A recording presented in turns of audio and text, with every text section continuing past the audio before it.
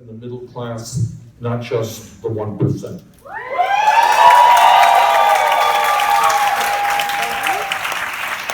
And this is tough stuff.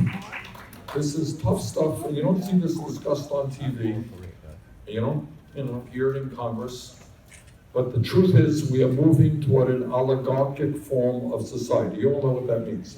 And that means you got a handful of billionaires who control the political life of this country. These are people who will spend hundreds of millions of dollars to elect candidates representing the wealthy and the powerful. Or, if they're bored, they'll run for office themselves.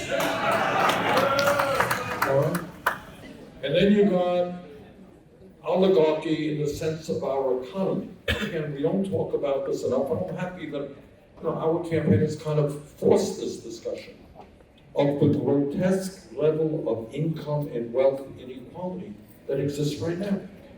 We have a right to be outraged that 3 people in America own more wealth than the bottom half of our country, while tonight 500,000 Americans are sleeping out on the street. That is not what this country is supposed to be about. So what the political revolution understands is that real change never takes place from the top on down. It always takes place from the bottom on up.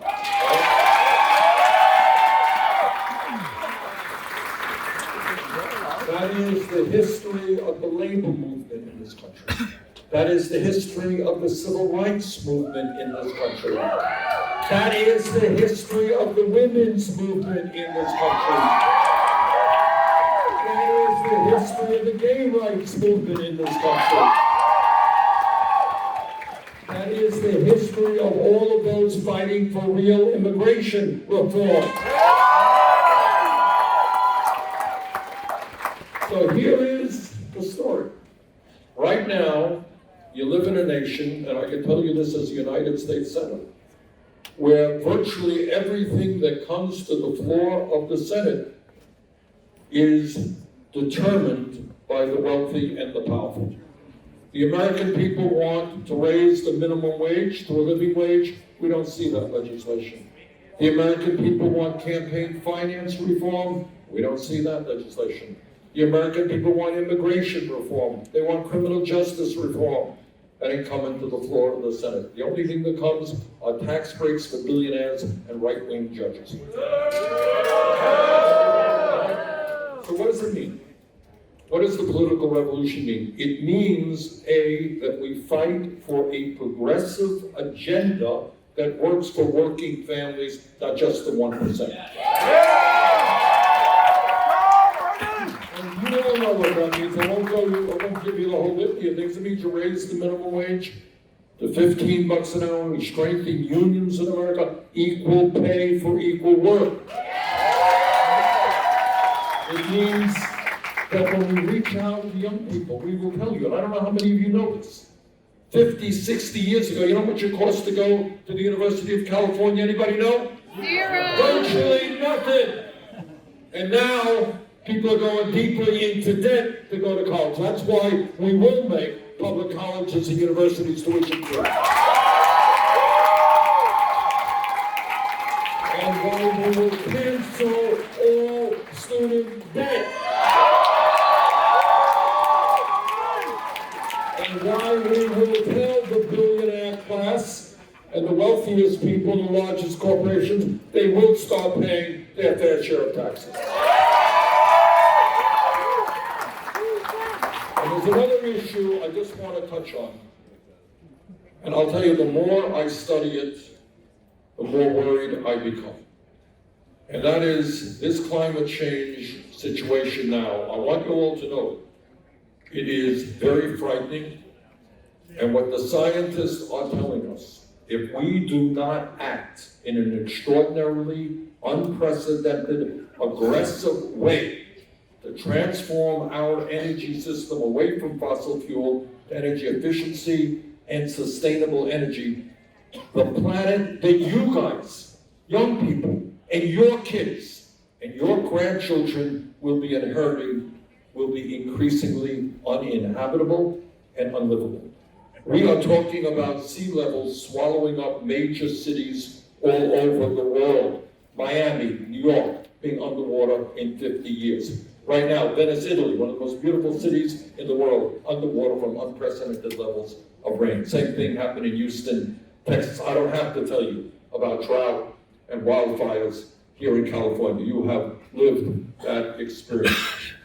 We're talking about the possibility of hundreds of millions of people around the world being climate refugees, unable to live on their land because the water is no more water, they can't grow crops, and they're going to migrate. And when people migrate by large numbers, it creates national security issues and wars. There are scientists now who tell us that it may be too late. I don't believe it. But this is what I do know. We have got to act in an unprecedented way. We got to take on the fossil fuel.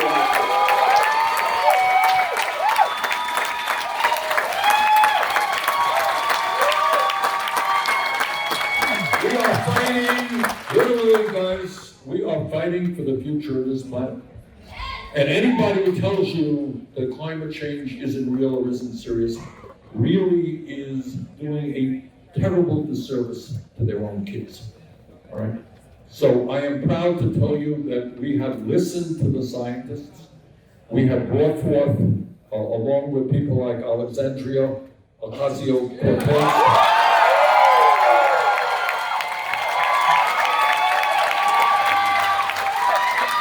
a Green New Deal, which will transform our energy system and create up to 20 million good-paying jobs. Let me conclude. Let me just conclude by saying this, and I say this with a great deal of pride. Your generation is the most progressive young generation in the history of the United States.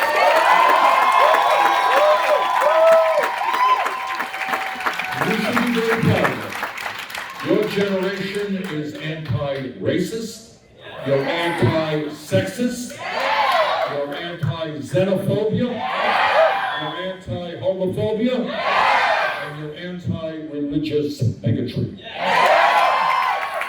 You understand that we have to do exactly the opposite of what Trump is trying to do. Trump is trying to divide us up. You understand that we have to bring our people together. That's the good news, and you should be very proud. And I'm seeing the results of the work that you are doing in terms of gun safety legislation. All right? The students in Florida did not take that terrible tragedy by grieving or by becoming depressed. They stood up and they fought back. And what they did is reverberating all over the country.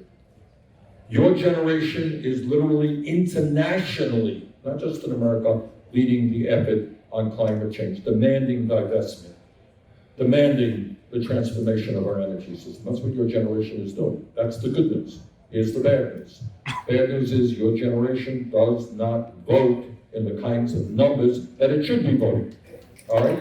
Now, we have seen some good changes. We have seen some changes. 2018, people under 30 voted in a much higher level than they had previously done. That is great news. But here is a simple statement. If your generation, people under 30, voted at the same numbers as people over 65, we would transform this country.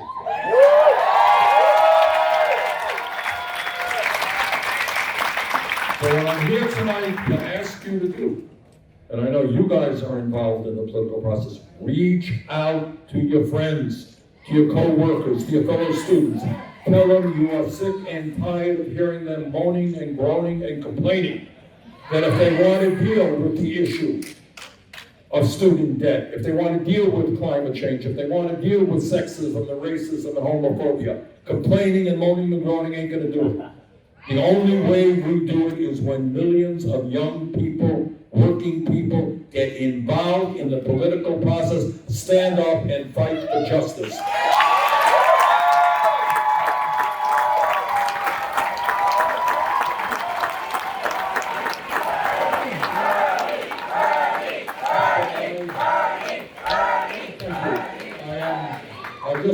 congratulate you. You're doing exactly what must be done, the most important thing that must be done. You are involved in the political process.